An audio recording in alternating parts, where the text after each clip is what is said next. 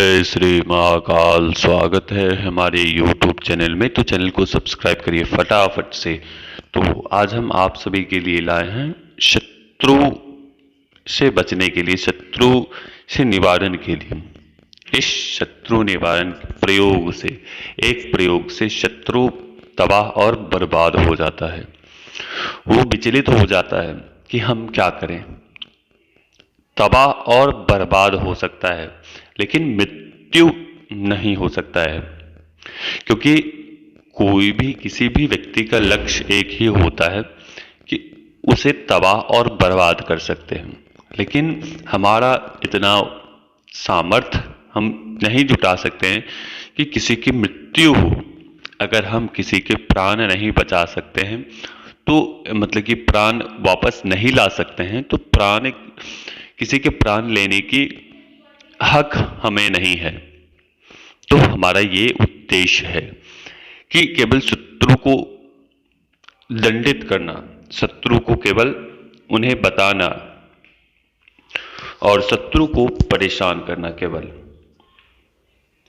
क्योंकि जब व्यक्ति शत्रु से परेशान होता है, जब बल में, धन में और कई गुना आपसे ज्यादा हो, तो व्यक्ति उससे लड़ नहीं सकता है और ना वो लड़ने की सामर्थ्य जुटा पाता है। तो इसलिए हम आप सभी के लिए यह प्रयोग लेकर आए हैं।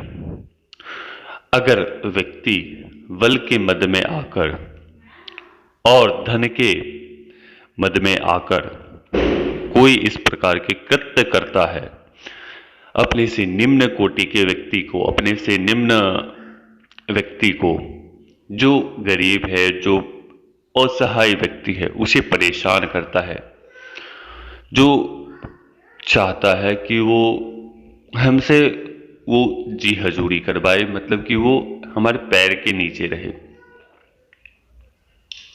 तो उस चीज के लिए मैं आपको ये बता रहा हूं।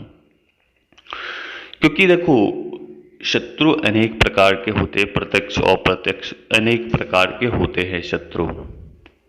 कोई आपके पीछे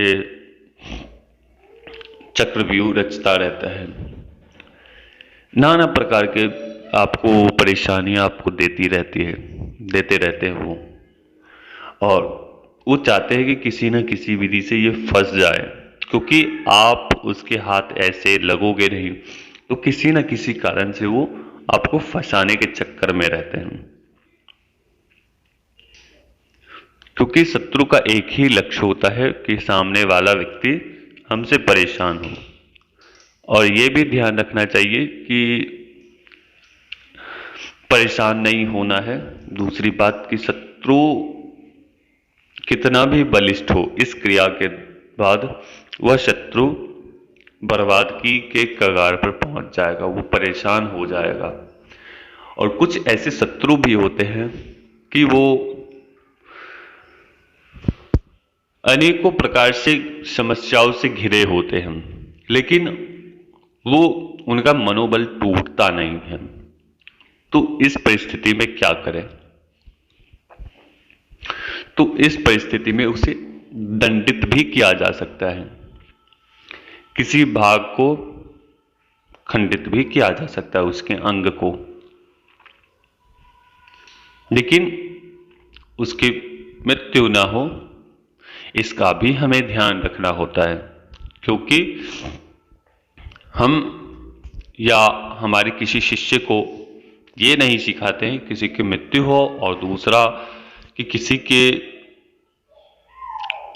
ये हो पाप भंजन के अधिकारी हों वो। हमारे यही उद्देश्य है कि केवल शत्रु को दंडित किया जाए और शत्रु उसी तक सीमित रहे। तो बढ़ते हैं आगे। क्या करना है आपको? आपको एक मिट्टी का घड़ा लेना है, मिट्टी का घड़ा, जिसमें छोटे वाले एक मिट्टी का घड़ा होता है। मैं आपको फोटो होगा तो फोटो में मैं भेज दूंगा।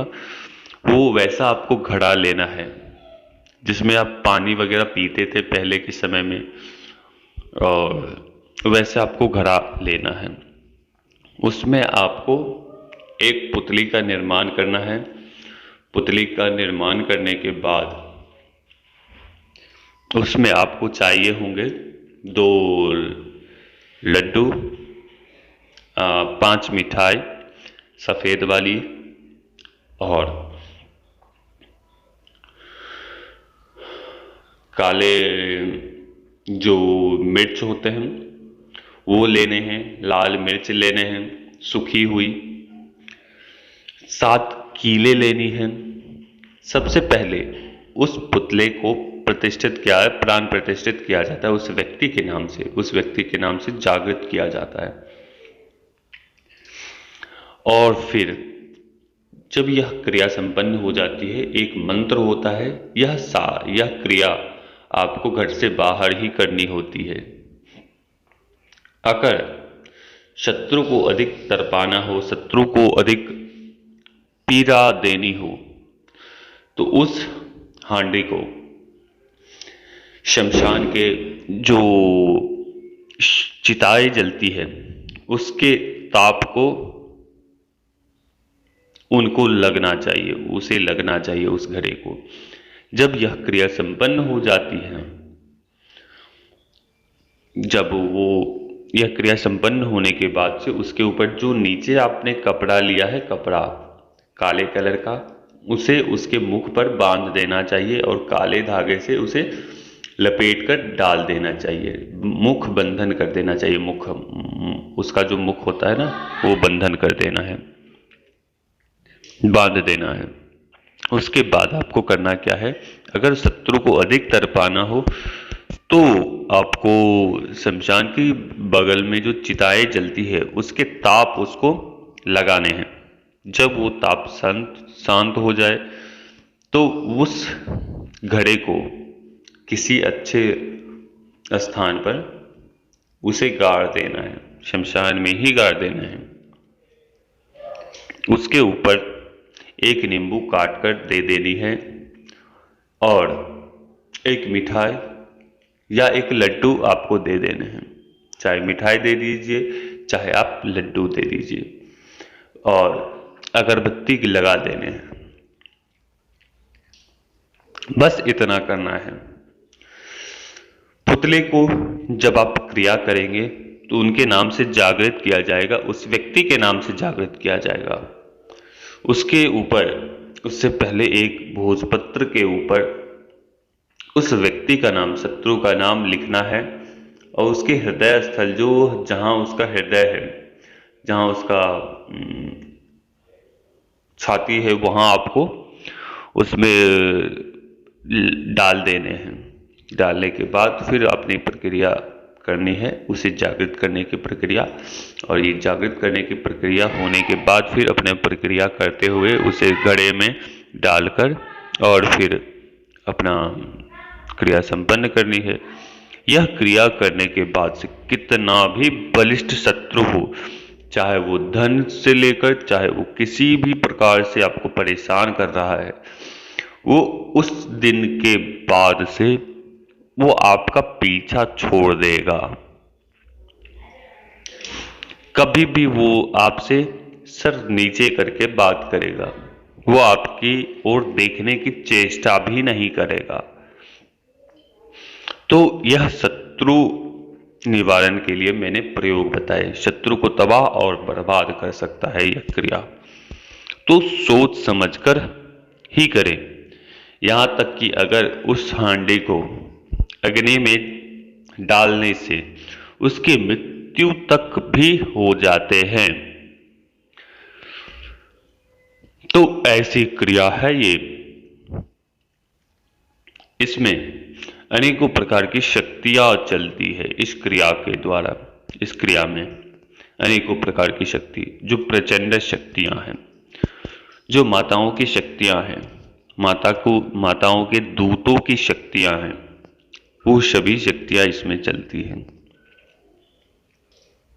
तो सोच समझकर इस क्रिया को करें।